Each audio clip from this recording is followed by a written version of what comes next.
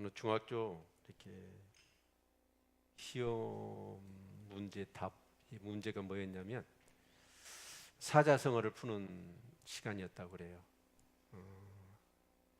그래서 그 사자성어가 뭐였냐면 이심전심이었답니다. 이심전심이 무슨 뜻이에요? 네? 네 마음이 내 마음이라고? 서로 이렇게 마음이 통한다는 얘기잖아요. 그런데 선생님이 그 답안지를 보고 막 배꼽을 짚고 웃었다고 그래요. 뭐라고 답을 써놨냐면 이순자가 심심하니까 전두환이도 심심하다. 이렇게 답을 썼다고 그래요. 그래서 얼마나 선생님이 웃기든지 항상 그러죠. 꼴통들이 있죠. 우리가 이렇게 신앙생활 하는 데 있어서 정말 중요한 것은 뭐냐면 하나님의 마음이 어떤가를 알아야 돼요. 그냥 열심히만 하면 안 되고 하나님의 마음 그것을 알고 신앙생활을 할 수 있어야 합니다. 아멘. 하나님의 마음이 어디에 있을 것 같으세요? 그래서 이 앞뒤 우리 설교 말씀을 잠깐 이렇게 되돌아볼까요? 제목은 뭐였나요? 기쁨이었죠, 기쁨. 그런데 그 기쁨이 첫 번째 어떤 기쁨이었어요? 처음 신앙생활할 때 주님 만나는 구원의 감격의 기쁨이죠. 그 기쁨이 있지요. 그런데 그 기쁨이 대개가 오래가지 않아요. 이렇게 오래 신앙생활하다 보면 그 기쁨, 처음 만남, 우리 부부가 같이 살다가도 그러잖아요. 처음 만났을 때 그 기쁨이 오래 살다 보니까 어때요? 계속 지속돼요? 그러지 않거든요. 더 성숙한 기쁨이 돼야 되거든요. 그래서 자꾸 우리가 첫사랑 타랑을 하는데 그 첫사랑은 언제 회복되냐면 두 번째 기쁨이에요. 그게 뭐냐면 전도하는 기쁨이에요. 다른 사람을 주님께로 인도하는 기쁨. 그렇죠? 그래서 누가복음 19장 말씀 우리가 살펴봤던 거예요. 자, 99마리 양을 나누고 잃어버린 한 마리 양을 찾는 기쁨에 대해서 말씀을 드렸고, 또 한 동전을 잃어버렸어요. 그것을 찾도록 찾았던, 그래서 그것을 찾을 때 큰 기쁨. 또 둘째 아들이 나갔는데 집에 있는 큰아들 말고 둘째 아들이 돌아오기만을 기다리는 그 잃어버린 자에 대한 정말 그 마음. 그런데 세상은 크게 두 가지로 구분된다고 그랬죠. 사람들은 첫 번째는 구원받은 사람이 있고 두 번째는 잃어버린 사람이 있어요. 그런데 그 누가복음 19장을 보면 세 가지 비유가 전부 다 하나님 아버지의 마음을 얘기하는데 아버지의 마음이 어디에 있던가요? 잃어버린 자에 있어요. 어떻게 보면 하나님의 마음은 이 교회에 있는 우리보다도 잃어버린 영혼들의 하나님의 마음이 있다는 거예요. 그래서 이신전심이 되어야 돼요. 하나님의 마음이 우리의 마음이 되어야 되고 하나님의 마음이 우리 교인들의 마음이 되어야 됩니다. 그것을 이루는 것이 교회예요. 그렇죠? 네. 그래서 우리 이번 영상을 한번 같이 볼 건데 대표적으로 우리나라에 처음 들어왔던 선교사님 그 마음을 한번 느껴보고 싶어요. 우리 같이 한번 영상을 보도록 그렇게 하겠습니다. 1863년 중국 선교사로 파송받아 상하이에 도착한 토마스. 그러나 임신 중이었던 아내는 얼마 뒤 유선을 한 후 세상을 떠났습니다. 그 후 2년 뒤 말할 수 없는 슬픔과 상실감을 딛고 26살의 젊은 나이에 예수를 전하면 참수를 당한다는 위험과 고통의 땅 조선으로 향했습니다. 1866년 제너럴 셔먼호를 타고 평양 대동강에 도착하지만 외세를 배격하던 군인에 의해 배는 불에 붙어 타올랐습니다.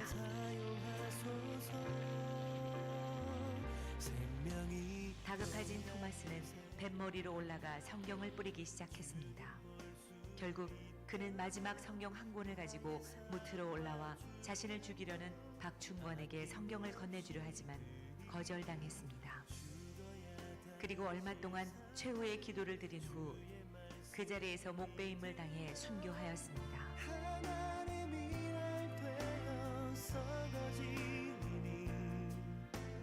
토마스는 순교하기 전 12살의 최치량에게 성경 3권을 주었습니다. 그러나 겁이 난 최치량은 이것을 평양 영무주사 박영식에게 건네주었고 박영식은 이 성경 3권을 가져가 자기 집에 도배를 하였습니다. 훗날 최치량은 박영식의 집을 구입해 여관으로 사용하였는데 선교사 마텟과 그램함 리가 복음을 전하기 위해 평양에 찾아와 최치량의 여관에 머물렀습니다.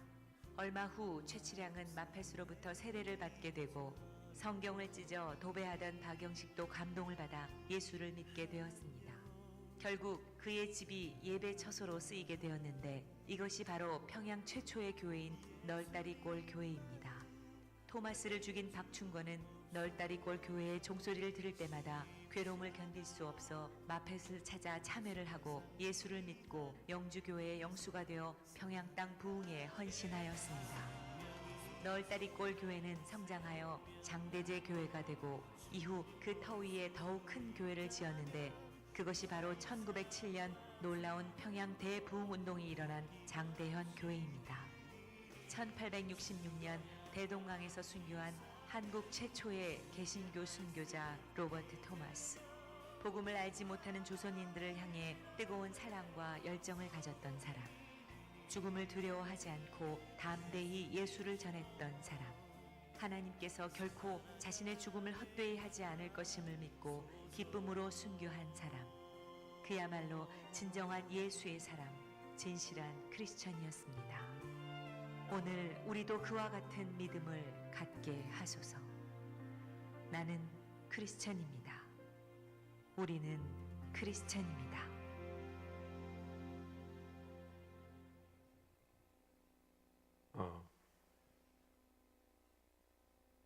놀라운 사실은 이 토마스 선교사님이 이렇게 선교를 후원했던 교회 교인 수가 몇 명이었냐면 15명이었대요. 그 교인 15명이 토마스 선교사님을 보내놓고 전적으로 후원을 한 거예요. 그런데 저분은 그냥 불타는 배에서 뛰어내려가지고 그 강변에서 목베임을 당했단 말이에요. 그런데 그 선교 순교가 헛되지가 않았어요. 한국의 부흥을 가져다 주었습니다. 우리는 짐 얼리엇 선교사님 얘기 많이 하죠. 에콰도르입니다. 근데 그때 그 당시 에콰도르의 원주민들은 이분이 오면 무조건 죽이는 거예요. 근데 미국 선교사 5명이 에콰도르에 그 비행기를 타고 가잖아요. 3사람이 오면 죽어요. 그런데도 불구하고 그곳에 가서 하나님의 마음이 거기에 있어요.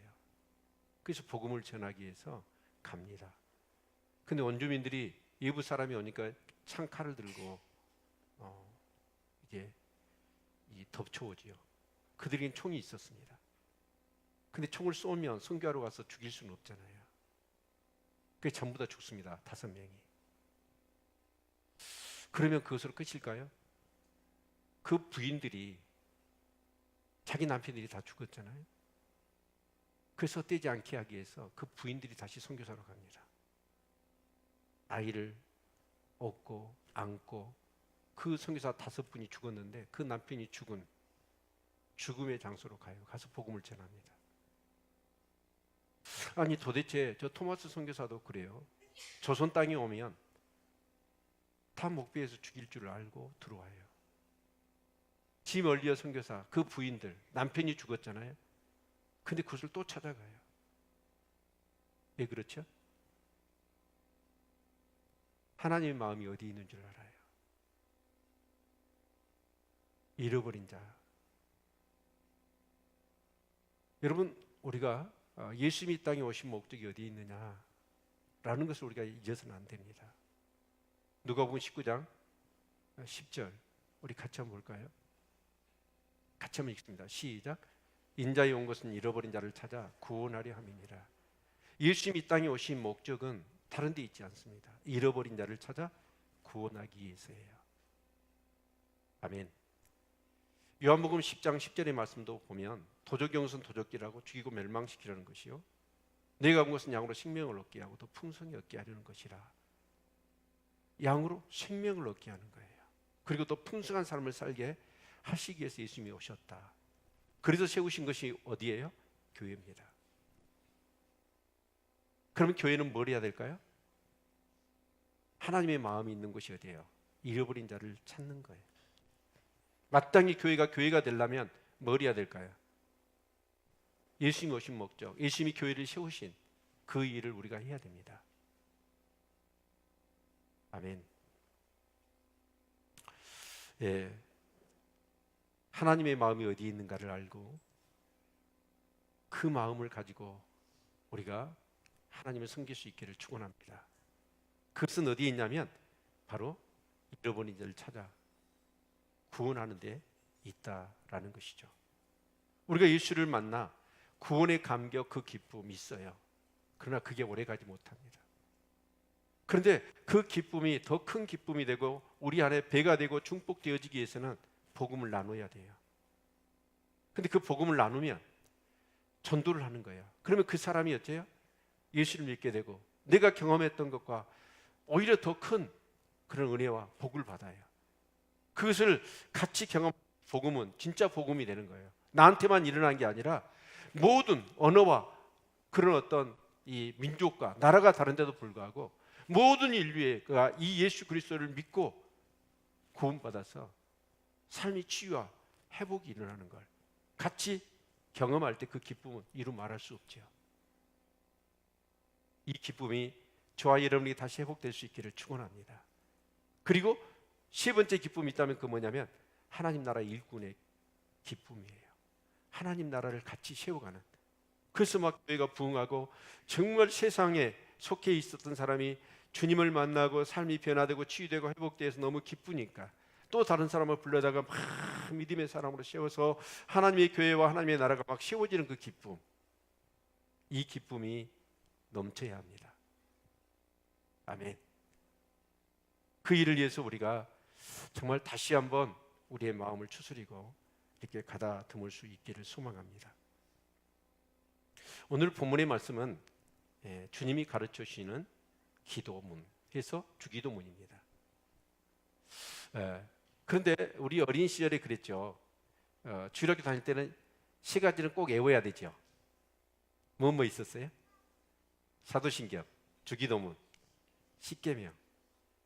마치 그때 당시 우리 어린 시절에 이걸 못 외우면 꼭 구원 못 받은 것처럼.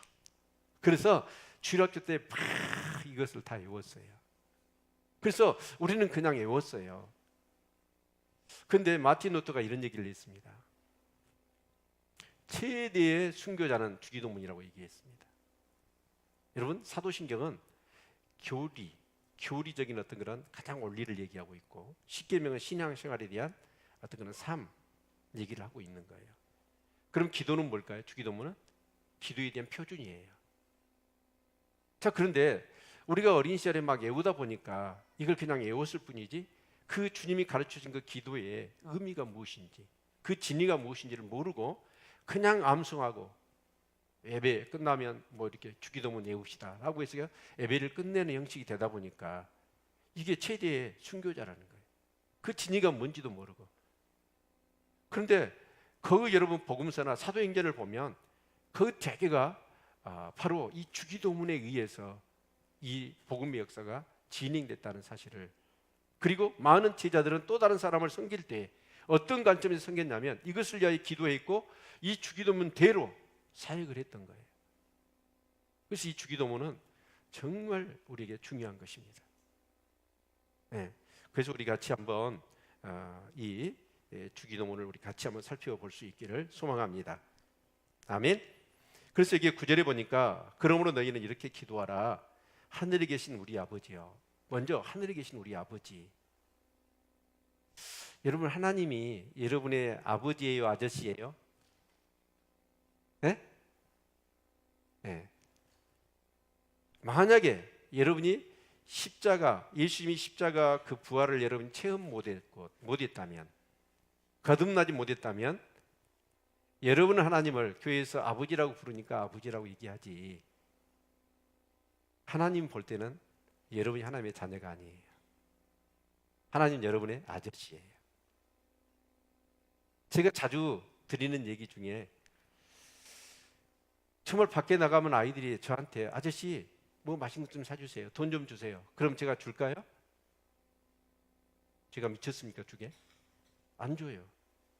근데 제 아이들이 아빠 돈 좀 주세요, 뭐 좀 맛있는 거 사주세요. 사줄까요? 안 사줄까요? 사줍니다. 차이가 뭐죠? 내 자식이냐 아니냐. 여러분 정말 그렇습니다. 우리가 기도하는데요, 우리 기도가 응답되어지는 기도는 바로 예수 그리스도를 믿고 성령으로 거듭나 하나님의 자녀가 된 자들이 기도할 때 그 기도가 하나님이 들어주시는 거예요. 그래서 요한복음 1장 12절에 용접하는 자 곧 그 이름을 믿는 자들에게는 하나님의 자녀가 되는 권세를 주셨다고 그랬어요. 하나님의 자녀의 권세가 뭐예요? 자녀들은 그래요. 지가 돈 맡겨놓은 것도 아니야. 그런데도 불구하고 부모한테 뭐 사달라, 뭐 주라 다 요구하잖아요. 그러면 부모는 어때요? 죄 지었어요? 다 해줘야 되잖아요. 이것이 자녀의 권세예요. 아버지의 의무예요. 그래서 여러분, 여기에 지금 예배에 참석하고 있는 계신 분 중에 혹시 여러분 성령으로 거듭나지 않았다고 한다면, 여러분은 교회를 다닐지는 모르지만 여러분은 하나님과 아버지와 자식의 관계가 아니고 하나님은 여러분의 아저씨 뻘 되는 거예요. 그런 사람이 기도해도 그 기도는 응답되지 않습니다. 왜냐하면 그 하나님 아버지와 우리 사이에는 뭐가 가로막혀 있어요? 죄의 담이 가로막혀 있어요.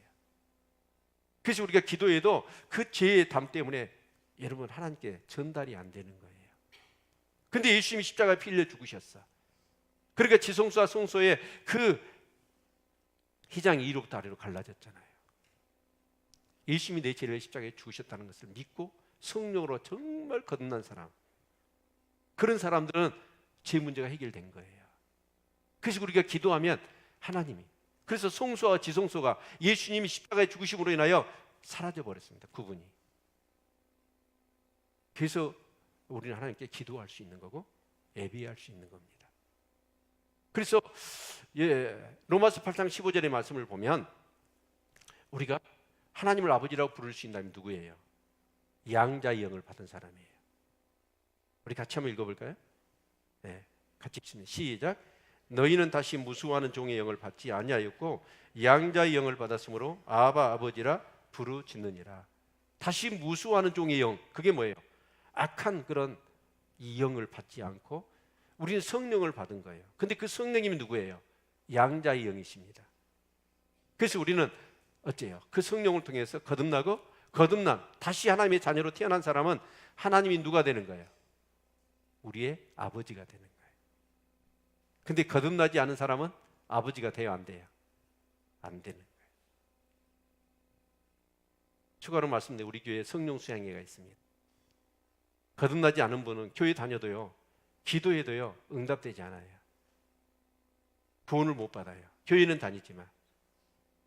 그렇지 않은 분은 꼭 성령으로 거듭날 수 있기를 축원합니다. 아멘. 그러면서 여기 9절 계속해서 보겠습니다. 하늘에 계신 우리 아버지여, 이름이 거룩히 여김을 받으시오며 나라의 임하옵심이며 뜻이 안수는 것 같이. 그러니까 여기서 중요한 단어가 뭐냐면 바로 하나님의 이름, 두 번째는 하나님의 나라, 세 번째는 하나님의 뜻. 이것이 어디에 걸리냐면 하늘에서 이룬 것 같이 땅에서도 이루어지게 해달라는 것이 주님이 가르친 기도예요. 자, 그러면 한번 생각해 봅시다. 예. 하나님의 이름이 하늘에 있는 사람은 어쩔까요? 하나님의 이름을 다 알겠죠? 여러분 하나님 이름 아세요? 하나님을 아세요? 이름을 안다는 것은 하나님의 이름 속에는 속성이 있잖아요. 하나님을 안다는 거예요. 우리 예레미야서 24장 어제 말씀에 보니까 이 에레미야 선자에게 무화과 두 강주리를 보여주더라고. 한 강주리는 두 강주리 다 무화과가 가득 차 있어요. 근데 한 강주리는 뭐냐? 좋은 무화과. 한 강주리는 악한 무화과였어요. 근데 좋은 무화과와 악한 무화과의 그 구별이 뭐든가요? 좋은 무화과는 바벨론의 포로로 끌려가는 무화과를 얘기하고, 악한 무화과는 이스라엘 백성을 얘기해요. 둘이 다 무화과가. 그런데 유대 땅에 남아서 바벨론과 대적을 하거나 아니면 바벨론이 무서워서 애굽으로 도망간 이스라엘 백성을 악한 무화과라고 얘기합니다. 그러니까 여러분 결국은 뭐냐? 그러면 그 바벨론의 포로로 끌려간 무화과들은, 이스라엘 백성들은 누굴까요? 계속해서 에레미야 선지자나 또 많은 선자를 통해서 하나님 말씀하셨어. 돌이키라. 우상 숭배하지 말고 악한 길에서, 악한 행위에서 돌이켜라 라고 말씀하셨는데 그들이 돌이키질 않아요. 오바댜 선지자가 최초의 문소 선지자입니다. 그로 인해서 말라기 선지자까지 근 400년 동안을 선지자를 보내가지고 돌아오라고 얘기하거든요. 근데 이스라엘 백성이 돌아와야 안 돌아와요? 안 돌아옵니다. 진짜 고집이 세지요. 하나님도 대단해요. 400년 동안을 똑같은 소리를, 선지자들만 달라져요. 계속해서 그 메시지 전해요. 다른 거 없어요. 우상 숭배하지 말고 악행하지 말고 하나님께로 돌아오라, 이거였어요. 근데 이스라엘 백성이 400년 동안을 돌이키질 않아요. 저 같으면 포기해요. 근데 하나님 포기해요? 포기하지 않으십니다. 여러분, 그래서 결국은 하나님이 이렇게 리모델링 해가지고 좀 쓸 수 있으면 그렇게 하려고 했어요. 근데 완전히 안 된 거예요. 그래서 하나님께서는 재건설을 하시려고, 그래서 바벨론이라는 나라를 통해서 유다를 멸망시키고 그들을 포로로 끌고 가겠다는 거예요. 이것을 예레미야 선지자가 계속해서 메시지를 전했거든요. 그러면 이제 그 메시지를 받은 사람들 중에, 아 그렇구나, 우리가 죄를 지었고, 죄를 지어도 이만저만이 아니라 도저히 구제 불능의 죄를 지었구나. 그래서 하나님께서는 포기하지 않고 새로운 역사를 이루시기 위해서 바벨론이라는 나라를, 이 나라를 치시고 우리를 포로로 끌고 가시구나. 우리 죄를 우리가 알고 순수하게 하나님의 뜻을 알고 그 바벨론의 포로로 끌려간 사람들, 그 사람들이 좋은 무화과예요. 근데 예레미야 선지자가 나라가 망한다, 포로로 끌려간다, 뭐 그럴 수 있느냐? 거짓 선지자들은 얘기합니다. 뭐가 나라가 망해? 우리가 뭔 죄를 졌간데? 그러면서 예레미야 선지자가 얘기하는 메시지는 무시해버리고 거짓 선지자들이 절대로 나라 안 망한다, 평안할 거다 라고 하는 그 메시지를 듣고 바벨론과 대적을 하거나 또 바벨론이 무서워서 애굽으로 도망간 사람들, 그 사람이 악한 무화과였어요. 결국 그들은 어때요? 다시는 여호와의 총회에 들어오지 못합니다. 그러나 바벨론 포로로 끌려갔던 사람은 거기서, 그래서 그 좋은 무화과의 이 조건이 뭐냐면 하나님의 마음을 아는 자들이, 하나님의 마음을 아는 자들. 근데 그 하나님의 마음을 아는 걸 누가 주시냐면 자기가 막 연구하고 노력한다고 하나님의 마음을 아는 게 아니더라고요. 하나님이 주시더라고요. 어떤 자들에게? 하나님의 말씀에 순종하는 자들에게. 예레미야가 선지자가 선포하는 하나님 말씀에 순종해서 그냥 바벨론의 포로로 끌려간 사람들, 그 사람들은 나중에 하나님의 마음을 알아. 아, 우리가 이런 죄를 지어서 하나님 새로운 역사를 이루시기 위해서 이렇게 나라가 망하고 포로로 끌려왔구나. 그리고 나서 나중에 이제 이 페르시아에 의해서 그들이 돌아올 때, 아, 이러려고 하나님이 우리를 이렇게 하셨구나. 그런 사람이 좋은 무화과더라고요. 여러분 정말 그렇습니다. 저와 여러분이 좋은 무화과가 되시기를 축원합니다. 그 좋은 무화과가 누구예요? 하나님 말씀에 순종하고 그러면서 하나님을 알아가는, 하나님의 마음을 아는 사람들, 이게 좋은 무화과예요. 근데 여러분, 오늘 또 마찬가지입니다. 오늘 세상에 여러분이 만나는 사람들, 아니면 이 땅에, 이 도시에, 이 지역에 하나님을 모르는 사람들이 있어요, 없어요? 있어요. 그래서 우리는 기도하는 거예요. 그 사람들을 위해서, 하나님, 내 주위에 누구 이런 사람들이 하나님을 몰라요. 그들을 통해서도 하나님의 이름이 거룩히김을 받으시옵소서. 그렇게 기도하는 거예요. 아멘. 두 번째는 뭐예요? 하나님의 나라예요. 하나님 나라 반대말이 무슨 말이죠? 세상 나라예요. 세상 임금은 누구예요? 사단이에요. 사단이, 사람은 몰라요, 영적 세계를. 그러니까 자기가 내 인생은 내 것. 그때 그 노래 불렀던 가수가 누구죠? 민혜경이 영을 받아가지고 민혜경이라는 가수가 있어서, 그래서 그 사람이 내 인생은 나의 것, 내 인생은 나의 것 노래를 불렀거든요. 우리 인생이 우리 것이에요? 속지 마세요. 우리는, 인간은요, 영적인 존재예요. 그래서 하나님의 소유가 아니면 악한 사단의 소유가 되는 거예요. 그래서 세상 임금이 마귀였어요. 그래서 그들이 어때요? 우리 마음을 사로잡고 어떻게 살라고 얘기합니까? 나를 위해서 살라고 얘기합니다. 끊임없이. 그래서 세상 나라의 법을 따라요. 그런 내 주위에 있는 이 다른 모든 사람들이 에게 뭐가? 세상 나라가 물러가고 하나님 나라가 임하게 해달라는 것. 이것이 주님이 가르치신 기도란 말이에요. 여러분, 하나님 나라의 백성들이죠. 그래서 여러분은 누구의 다스림을 받고 사시죠? 누구의 보호를 받고 사시죠? 누구의 어떤 그런 인도하심과 공급하심을 받고 삽니까? 하나님이시죠. 하나님의 통치를 받고 살아요. 하나님의 은혜 안에 우리가 살고 있는 거예요. 그 사람이 하나님 나라 백성이에요. 그런데 그렇게 살아보니까 내가 주인되어 정말 속은 것이지만, 내 인생이 주인되어 내가 살려고 했던 삶은 어떤 삶이든가요? 어디에 한 분을 만났어요. 그분이 매일 죽고 싶다고 그랬어요. 저를 한 6개월 동안 쫓아다녔습니다. 나 좀 살려달라고. 밥 한 번만 맛있게 먹고 잠 하루만 진짜 제대로 잘 수 있게만 목사님 해주시면 내 전 재산 다 드릴게요 그랬어요. 근데 그분에게서 악한 영이 떠나더라고, 축사를 하고. 그래가지고 잠도 잘 자고요, 밥도 얼마나 맛있게 먹은지 몰라. 그래 그 집에 신방을 갔어요. 아파트 좋은 데 살아요. 이건 내 겁니다 그랬어요. 그러니까 웃더라고.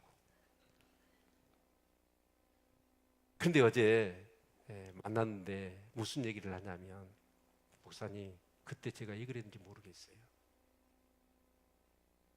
그게 집착이었어요. 욕심은 너무 많아, 자식들에 대한. 그래서 한 달에 아이 가위를요 엄청난 돈을 줘가지고 한 달씩 가위를 시켰는데 안 된 거예요. 아이가 공부가 안 돼. 그러니까 어째요? 막 우라통이 치밀고, 그 집착을 했는데 그 집착대로 안 되잖아요. 그러니까 자기가 무너져 버린 거예요. 그래가지고 우울증이 찾아와가지고 악한 영이 들어온 거지요. 그래가지고 맨날 죽고 싶은 거예요. 그러면서 하는 얘기, 왜 쓸데없는 그 집착을 내가 했는지. 이제는 너무 행복하대요. 그래가지고 너무 행복해서 탈이래요. 그래가지고 놀러 다니느라고. 주일날 잘 안 나오고 그래서 죄송해요 목사님 그러더라고요. 그것도 집착이요. 세상 사람하고 같이 어울리는 것을 너무너무 좋아해. 그런데 그분도 그 얘기를 하더라고요. 집착이었다고. 쓸데없는 집착. 사단은 그렇습니다. 헛된 것에 집착하게 만들어서 우리를 망가뜨리는 거예요. 그런 사람이 세상에 얼마나 많아요. 근데 그런 사람들에게 하나님 나라가 임하기를 위해서 기도하라는 거예요. 하나님 나라가 임하면 어때요? 집착해요? 하나님 나라는 뭐예요? 자유예요, 자유. 내려놓음이죠. 이렇게 사는데 안 되는 거예요. 자식들이고 아내이고 남편이고 내 모든 것이 이렇게 돼야 되는데 안 되는 거예요.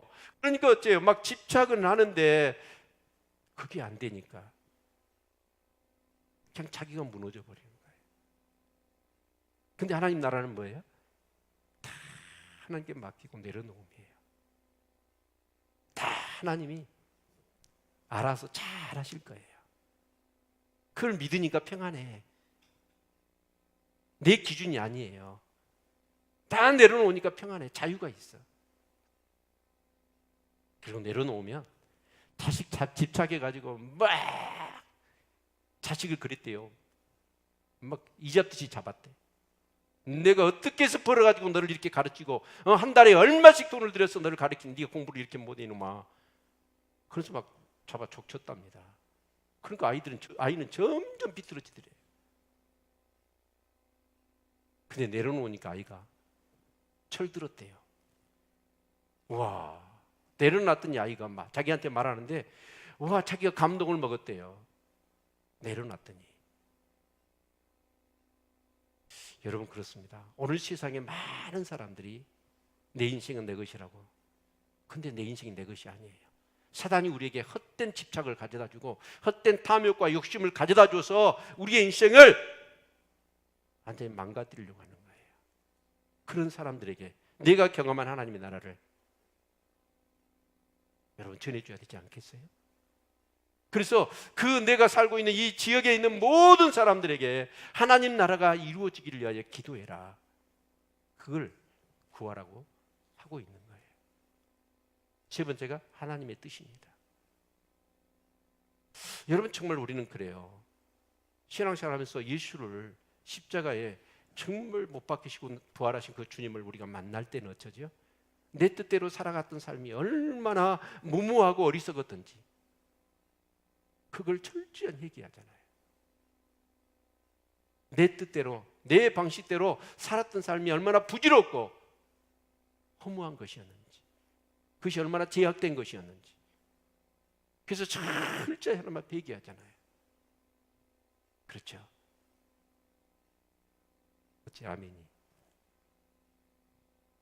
그런데 그 하나님의 뜻이 이루어지는, 내가 살고 있는 모든 지역의 사람들에게 하나님의 뜻이 이루어지기를 위하여 기도하라는 거예요. 아멘. 그러면 우리가 기도하면 어떤 일이 일어날까요? 전에 제가 소개해드린 책이 있습니다. 아르헨티나의 놀라운 부흥.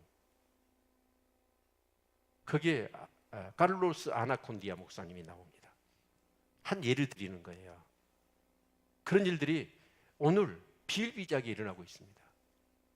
근데 그 목사님은 한 아르헨티나의 도시를 이제 딱 품고 기도를 해요. 그럼 중보기도팀을 보냅니다. 한 달 전에 그 도시를 돌아다니면서 기도를 해요. 중보기도팀이. 기도하는 거예요. 어둠의 영을 쫓아내고 성령이 임하셔서 사람들의 마음에 정말 깨달음을 달라고, 정말 회개의 영을 달라고, 그러면서 가난하고 주린 목마른 심령들이 되게 해달라고 막 기도하는 거예요. 먼저는 그 도시 역사는 악한 영을 대적하는 거죠. 그리고 나서 이제 한 달이나 두 달 후에 그 도시에 가서 집회를 해요. 집회를. 근데 집회를 하면 어떤 일이 나느냐? 그 집회 장소가 아니라 그 도시에 세워져 있는 우상들이 있잖아요. 우상들이 다 꼬그라져 버려요. 그러면서 여러분 막 악한 영이 떠나가고 병든 사람이 고침을 받고 사람들이 막 회개하고 변화되는 거예요. 그래서 그 책을 읽어보면 그 도시가 어떻게 바뀌냐면 카를로스 아나콘디아 이전과 이후로 바뀌는 거예요. 그런데 우리가 11월 13일 날 단풍 구경 갈 거죠. 무슨 단풍이냐면 영적 추수의 단풍 구경 우리 갈 거예요. 전주 창대교회로. 그런데 그 인도의 그 백수경 선교사님인데 이분이 미국의 어떤 교회를 다녔어요. 여집사님이었어요. 단기 선교를 인도로 간 거예요. 근데 인도를 가서 안강희 선교사님 사역을 보다가 진짜 이 초대교회 역사들이 막 일어나 버린 거예요. 그래서 이분이 소명을 받은 거예요, 거기서. 그래서 목사님한테 허락을 받고 선교사로 헌신을 해버린 거예요. 그러면서 이제 이분이 그 인도에서 사역을 하는데 이분이 꼭 그렇게 하더라고. 한 동네를, 이게 여자니까 이분은 똑같은 집사님이었어요, 여러분과. 근데 이 집사님이 한 동네를 놓고 이제 기도해요. 인도는 어쩌죠? 여러분, 이 무슬림보다 더 이렇게 영적으로 안강한 세력이 힌두교입니다. 근데 그 동네에, 그래서 전에 정우상 선교사님이 와서 인도에 있는 귀신이 몇 명이라고 그래요. 몇 마리. 나는 귀신한테 명자를 붙여야 될지 마리를 붙여야 할지 나는 그것이 헷갈리더라. 여러분 어떻게 생각하세요? 귀신한테 말이라고 해야 돼요? 명이라고 해야 돼요? 하여튼 근데 정운산 선교사님 얘기를 들어봤더니 뭐 3억 3천? 귀신이 별놈 귀신이 다 있대. 네, 그런데 그렇게 해서 동네를 놓고 미리 기도를 하는 거예요. 기도를 하면 정말 악한 영이 떠난대요. 그리고 와서 그 동네에 가서 이제 뭐 한 2주 기도하다가 그 동네에 들어가잖아요. 들어가서 복음을 전하면 진짜 막 귀신이 떠나간대. 그리고 막 병든 사람이 고침을 받고 막 회개하고 돌이키고, 그래서 막 헬치에 탄 사람이 그냥 그 자리에서 다 나와버리는 거예요. 그러니까 인도에서 어쩌냐, 1년에 140만 명 세례를 준다잖아요. 아멘. 여러분, 우리가 이 지역을 놓고 기도하는 거예요. 하나님의 이름이 거룩히 여김을 받게 해주시고, 하나님의 나라가 임하게 해주시고, 하나님의 뜻이 이루어지게 해주십시오. 내가 살고 있는 이 지역의 모든 사람에게 그 일이 이루어지기를 위하여 기도하라는 거예요. 아멘. 그래서 여러분에게 페이퍼가 이렇게 나누어졌을 겁니다. 이게 보면 나의 확장된 교회 확인하기. 이걸 보시면 이제 우리가 다 기도해야 되지만 그러나 전략적일 필요가 있습니다. 그래서 여러분이 여기에 있는 이 관계를 전부 다 이렇게 적어 놓은 거예요. 그래서 아버지, 어머니부터 해서 여러분 가족에 예수를 믿지 않는 사람이 있거나, 아니면 여러분이 다니는 이발소나 아니면 어떤 가게나 아니면 여러분이 만나는 모든 관계 안에 있는 사람들 이름을 다 적으십시오. 근데 지금 보면 적을 수가 없을 것 같잖아요. 제가 좋은 답을 드릴게요. 핸드폰을 꺼내 보십시오. 핸드폰을 꺼내 가지고 여러분 거기 전화번호에 있는 주소로 찾아보시면 아마 이게 거의 다 채워질 겁니다. 아멘? 네. 채워서 뭘 하냐면 거기에다가 제일로 전도가 가능할 수 있는 사람에게 1번을, 두 번째가 2번 해서 20명의 번호를 먹이는 거예요. 그렇죠? 네. 이해가 되죠? 그래가지고 5명씩 그룹을 만들어요. A그룹, B그룹, C그룹, D그룹. 그리고 이제 다음 주에는 여러분에게 전도 수첩을 나눠드릴 거예요. 그럼 5명을 거기다 적습니다. 그리고 이제 그 사람 이름만 아는데 프로파일을 자주 접촉을 하면서 기도하면서 그분을 만나서 그분의 정보를, 그리고 그분을 위해서 날마다 기도하며 체크를 하는 거예요. 그러면 아까 카를로스 아나콘디아 또 백수경 선교사님 얘기를 했지만 그래도 마찬가지 영적인 의는 똑같아요. 기도하면 하나님이 기가 막히게 역사하십니다. 어떤 분이 이렇게 기숙사에서 아마 근무를 하는가 봐요. 근데 이 사람 별로 이렇게 이 사교성이 없는가 봐. 별로 관계. 근데 교회에서 성탄절을 앞두고 아마 이렇게 새신자 초청 집회를 한 것 같아요. 그래서 전도해가지고 데려오라는데 이분이 아무리 생각해봐도 데려올 사람이 없는 거예요. 그런데 자기가 직장이 뭐냐면 기숙사예요. 그래서 그 기숙사에 그런 어떤 동료들을 놓고 그냥 전도한 게 아니라 그 사람의 이름을 불러가면서 이 주기도문식으로 기도를 한 거예요. 하나님, 그 누구누구가 정말 하나님의 이름을, 하나님을 알게 해주시고 그를 통해서 하나님의 이름이 거룩히 여김을 받으시고 그의 심령과 삶 속에 하나님의 나라가 임하고 그를 통해 하나님의 뜻이 이루어지기를 원합니다. 이렇게 기도를 한 거예요. 기도만 했어.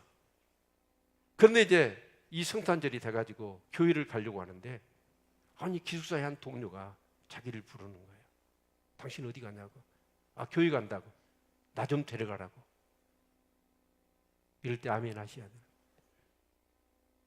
나 좀 데려가 달라고. 깜짝 놀랐대요.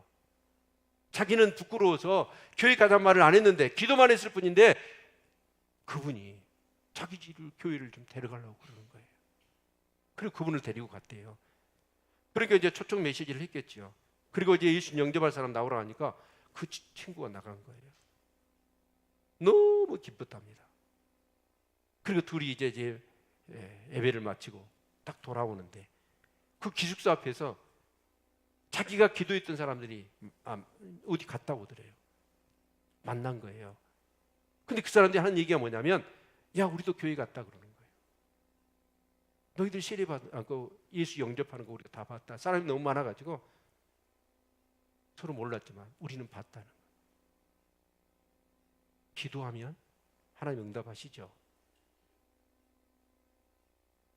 우리 2018년 이제 두 달 보름 남았는데 우리 지금 천하만민을 주기로 인도하는 교회 이 표를 정해놓고 항상 이건 장식용이야. 근데 올해 장식용이 아니라는 걸 보여줍시다. 아멘? 그래서 우리가 한 달 동안 이 명단을 작성해가지고 여러분 여기서 작성하지 마세요. 기도하고 작성하셔야 돼요. 그러면서 여러분 작성하시고 정말 5명씩 그룹을 정하십시오. 그리고 계속 기도하는 거예요. 아멘. 그러면 하나님이 성령님이 반드시 그렇게 기도하라고 했으면 하나님이 기도하라고 했으면 그 결과는 책임지신다는 거 아니겠어요? 아멘. 자, 그런데 이제 우리가 이렇게 기도하면 그럼 기도로 끝날까요? 기도하면 성령님이 우리 가운데 함께 하십니다. 아멘. 그래서 계속해서 어떠냐면 이 복음을 나누고 싶은 마음을 주셔요.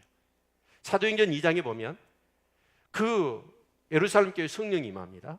성령이 임할 때 그 성도들이 도저히 납득할 수 없는 행동을 합니다. 그게 뭐였죠? 자기 집과 자기 토지를 팔아요. 그리고 가난한 사람에게 나눠주기 시작합니다. 이건 뭐냐면 여러분 그냥 보통 김치 담았으니까 우리 떡 했으니까 이웃하고 나눠 먹는 그게 아니에요. 레디컬 했다고요. 일반적인 나눔이 아니라 성령이 임하니까 도저히 그 기쁨과 은혜가 차고 넘친 거예요. 가난한 자를 보니까 가만히 있을 수가 없어. 그래서 자기 집과 여러분 재산을 팔아가지고 가난한 사람에 나눠줘. 우리가 기도하면 분명히 기도하면 성령님이 우리 가운데 함께 하실 겁니다. 그래서 복음을 전하고 복음을 전할 때 정말 물질을 사용할 수 있도록 기쁨으로 시간을 내서 사용할 수 있도록 성령이 우리에게 감동감하실 줄로 믿습니다. 그러면 우리는 뭐냐? 이 중요한 기도 속에서 주님이 가르친 기도인데 그 기도를 통하여 우리는 뭐냐면 이 질문을 해야 돼요. 어떻게 하면 내가 살고 있는 이 지역의 모든 사람들에게 하나님의 이름이 거룩히 여김을 받으시며 하나님의 나라가 임하며 하나님의 뜻이 이루어질 것인가에 대한 질문. 그 질문을 하면 하나님 답을 주실까요? 안 할까요? 답을 주셔요. 그 답이 어떻게 오냐면 마태복음 28장 18절로 20절입니다. 우리 같이 한번 읽어보겠습니다. 네, 마태복음 18장 18장 18절로 20절 같이 한번 읽죠. 시작. 예수께서 나와 일러 가라사대 하늘과 땅의 모든 권세를 내게 주셨으니 그러므로 너희는 가서 모든 족속으로 제자를 삼아 아버지 아들과 성령의 이름으로 세례를 주고 내가 너에게 분부한 모든 것을 가르쳐 지키게 하라. 내가 세상 끝날까지 너희와 항상 함께 있으리라. 아멘. 하나님 이런 답을 주셔요. 아니면 사도행전 1장 8절의 말씀처럼 오직 성령이 너희에게 임하시면 너희가 권능을 받고 예루살렘과 온 유대야 사마리아와 땅끝까지 이르러 증인이 되어지는 그런 역사를 주실 줄로 믿습니다. 아멘. 그러니까 여러분이 충분히 기도하셔야 돼요.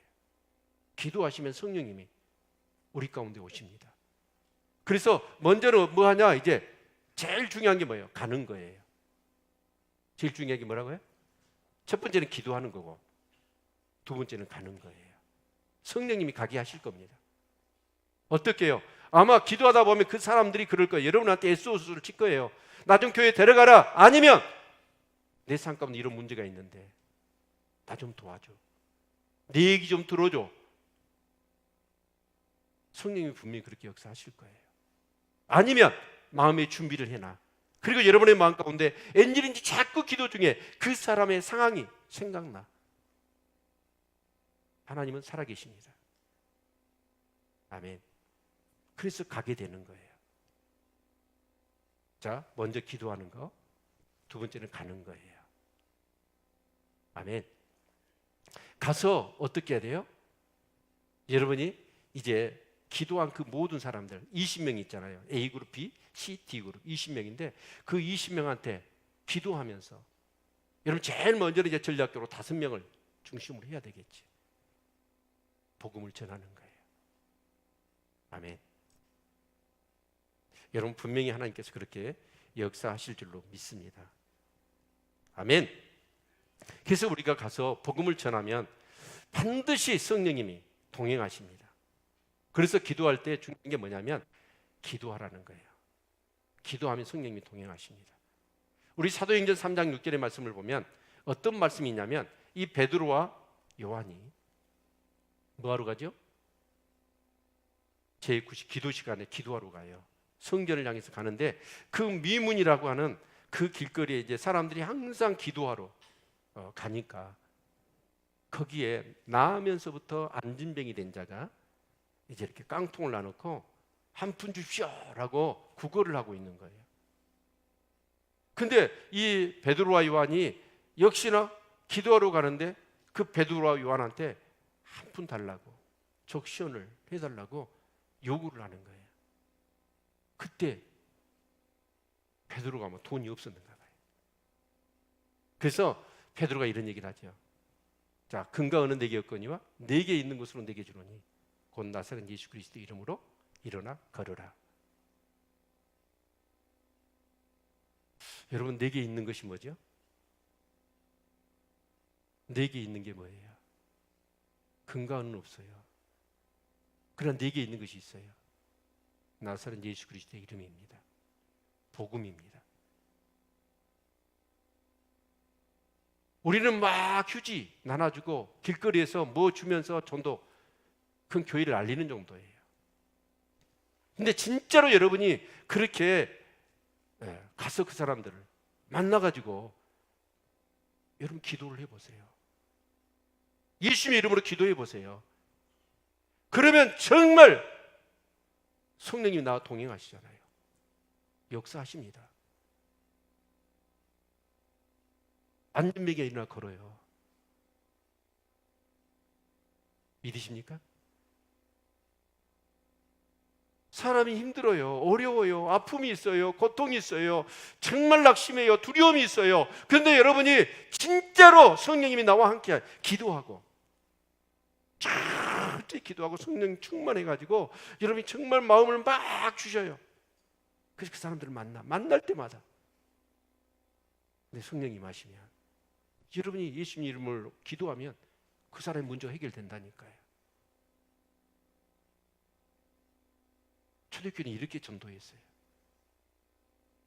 이걸 여러분이 경험하게 되어지면 아마 여러분이 경험한 것보다 아니 내가 기도해서 그 사람에게 이런 역사, 복음의 역사가 일어나는 거예요. 그때 어쩔까요? 기쁠까요? 안 기쁠까요? 엄청 기쁠 겁니다. 내가 받은 은혜 이상으로 기쁠 거예요. 그게 두 번째 기쁨이라는 거예요. 아멘. 여러분, 우리 뭔가 정말 이디한 일을 해봅시다. 교회가요, 큰 교회, 사람이 많이 모이는 교회, 여러분, 그런 교회도 중요하지만 제일 중요한 교회는 뭐냐? 영광스러운 교회입니다. 성령님이 임재하셔서 역사하시는 교회, 복음의 그런 능력이 나타나는 교회, 우리 그런 교회를 한번 만들어 봅시다. 아멘. 그 첫 출발은 뭐냐? 여기서부터 시작되는 거예요. 그러니까 여러분, 이거 버리면 안 돼요. 앞으로 이걸 가지고 계속해서 우리는 기도할 거니까 이걸 한 주 동안 기도하면서 핸드폰 꺼내가지고 기도하면서 계속 이름을 적고 기도하면서 번호 순을 성령님의 어떤 그런 인도하심을 따라서 정해 보십시오. 이것은 우리 주일학교도 다 해야 됩니다. 같이. 아멘. 네. 여러분, 분명히 근데 그 백수경 선교사님이나 여러분 카를로스 아나콘디아나 모든 복음의 사역들이 다 어떻게 했냐면 이렇게 했어요. 예수님 이름으로 기도하면 하나님께서 뭘 주시냐? 우리에게 은사를 주시고 능력을 주셔요. 또 필요하면 뭘 주실까요? 물질도 주십니다. 여러분, 남한과 북한 우리 잘 알고 있잖아요. 60년대 70년대 북한이 훨씬 잘 살았습니다. 근데 지금은 어쩌죠? 비교할 수 없어요. 남한하고 북한을. 그런데 그 이유가 뭐죠? 한국이 이렇게 발전한 것은 교회 때문입니다. 저 토마스 선교사 얘기했잖아요. 그 선교사들 와가지고 우리나라 사람들한테 뭘 가르쳐요? 성경을 가르친 거예요. 근데 성경 가르치기 전에 성경을 읽을 줄을 몰라. 한글을 모르니까. 그럼 곤설한 사람들이 성경책을 짊어지고 마을에 들어가잖아요. 글을 뭘 읽어줘봤자. 그럼 거기서 2달, 3달 먹으면 동네 사람 모아놓고 글을 가르친 거예요. 한국의 문맹률이 그렇게 낮은 이유가 뭐냐면 성경 때문이에요. 아멘을 안 하시네. 역사적인 사실이라니까요. 여러분, 상록수 읽어보셨나요?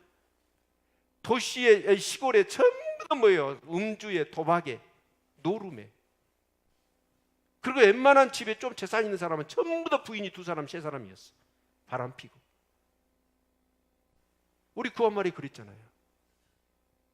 근데 이 복음을 깨달은 사람들이 여러분 시골로 내려가서 뭘 하는 거예요? 전도하고 그 사람들을 글을 가르치고 깨우친 거죠.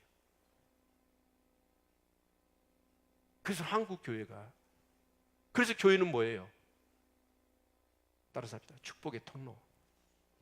축복의 통로예요. 전에 나이지라 얘기했잖아요. 그 방군들이 막 힘들게 하니까 그 주민들이 너무나 먹을 것이 없고 전염병에 고통을 당한 거예요. 그래서 유엔의 그 NGO 단체가 뭐냐, 그 수송기에다가 약품하고 먹을 음식하고 의복을 갖다가 막 낙하산으로 내려보낸 거예요. 주민들은 너무 좋아했지요. 근데 좀 있으니까 어째요? 방군들이 나타나가지고 다 죽여버리는 거예요. 그리고 그걸 가져가 버리는 거예요. 하나님이 막 복을 주시고 싶은데 그거 줬다가는 누구 좋은 일 시켜요? 악한 사람들 좋은 일 시킨 거예요. 그래서 그 NGO 단체에서 방법을 달리해서 그냥 위에서 쏟아 부으니까 그냥 주민들만 죽어나가는 거예요. 그래서 어떻게 했어요? 직접 트럭에다 싣고 그 주민들한테 간 거예요. 바로 그게 뭐예요? 통로라는 거예요. 통로. 여러분, 교회는 축복의 통로입니다. 우리가 이 지역에 있는 모든 사람들에게 여러분 정말 복음을 준 거예요. 그 사람의 생각이 바뀌어요. 하나님을 알게 돼요. 하나님의 나라가 임해요. 하나님의 뜻이 이루어져요. 그러면 그 사람들은 다 삶이 치유되고 회복됩니다. 진짜 우리 종군 스님 열심히 군 행정해서 영암, 복지 영암 그렇지만 사람들이 안 바뀌면 그 많은 예산을 가지고 해도 안 됩니다. 여러분, 사람이 바뀌는 거예요. 복음은 사람을 바꾸게 합니다. 복음만이 사람을 바꿀 수 있습니다. 지금까지 인류 역사에 수많은 어떤 그런 국가들이나 단체들이 나서서 제도와 이데올로기와 그런 모든 것을 만들어 봤어요. 그래서 삶의 문제, 각가지 문제를 해결하려고 해보았죠. 그러나 다 할 수는 있어도 하나를 못해요. 사람 마음은 못 바꿔요. 사람 마음을 바꿀 수 있는 건 뭐밖에 없어요? 하나님밖에 없어요. 복음밖에 없다고. 그래서 좋은 무화과가 뭐예요? 하나님의 마음을 아는 거예요. 하나님을 알면 사람이 바뀌니까. 아멘. 사랑하는 성도 여러분, 우리가 복음을 전하잖아요. 성령이 함께 하십니다. 복음을 전하면 은사가 임합니다. 능력이 임합니다. 그 사람을 구원하기에 필요한 모든 물적, 영적 그런 차원들을 우리에게 다 동원해 주십니다. 그래서 여러분, 교회가 지금 우리 빈자들이 얼마나 많아요. 근데 이 자리가 채워지고 하나님의 나라가 채워지고 하나님의 나라가 부흥하는 것. 여러분이 신앙생활 하면서 교회를 다니면서 교회가 부흥하는 것, 교회 안에 그런 복음의 능력과 생명이 넘쳐나서 교회가 부흥하는 것처럼 기쁜 일이 어디가 있어요? 그걸 회복해야 되지 않겠습니까? 저는요, 우리 성령 수양이나 인카운트 수양이나 포스트 인카운트 수양에 또 구속사 사역이라 이런 모든 것들은 제가 볼 때는요, 북한의 김정은이가 핵을 만들었잖아요. 핵을 저렇게 만드니까 어때요? 떵떵거리는 거예요. 그래, 안 그래요? 그리고 다 타협이 되잖아요, 지금. 근데 우리 교회도 핵이 있어. 아셔요? 성령상에, 인카운트 상에, 포스트 인카운트 상. 이건 우리 교회가 가지고 있는 엄청난 영적 무기입니다. 아멘. 그래서 우리 불러와서 진짜로 그 사람들이 주님을 만날 수 있는 시스템이, 영적 시스템이 다 갖춰져 있어요. 그런 DNA가 우리에게 있단 말이에요. 우리 그걸 다시 사용합시다. 그래서 우리 하박국서 3장 2절 같이 한번 읽고 우리 말씀을 마칠게요. 하박국서 3장 2절. 네, 우리 같이 한번 읽도록 하겠습니다. 우리 영상팀이 좋은갑다. 어? 그래갖고 밥 먹고 못 살아. 네, 우리 같이 한번 읽게요. 시작. 여호와여, 내가 주께 대한 소문을 듣고 놀랐나이다. 여호와여, 주는 주의 일을 이 수년 내에 부응케 하옵소서. 이 수년 내에 나타내시옵소서. 진노 중에라도 긍휼을 잊지 마옵소서. 아멘. 우리 기도합시다. 수년 내에 우리 교회가 부응하는 꿈을 꿉시다. 이 지역에 하나님을 알지 못하는 사람들, 하나님의 나라가 아니라 세상 나라에 찌들어 살아가는, 망가뜨려져가는 사람들, 하나님의 뜻이 아니라 세상에 자기 어떤 그런 제약된 뜻을 속에 갇혀 있는 사람들, 그런 사람들에게 정말 이 하나님의 나라가 임해달라고 기도하면서 가서 복음을 전합시다. 그런데 복음을 전할 때 그 사람을 교회만 데려놓으면 안 돼요. 반드시 머리다지면 제자를 삼아야 합니다. 아멘. 비밀이 여기 있더라고요. 그 사람을 내가 제자 삼는 거예요. 그 기쁨이 신앙생활의 최고의 기쁨입니다. 그 기쁨이 다시 회복될 수 있기를 축원합니다. 아멘. 우리 한번 다 같이 우리 일어나셔서 같이 찬양하고 우리 기도하도록 하겠습니다.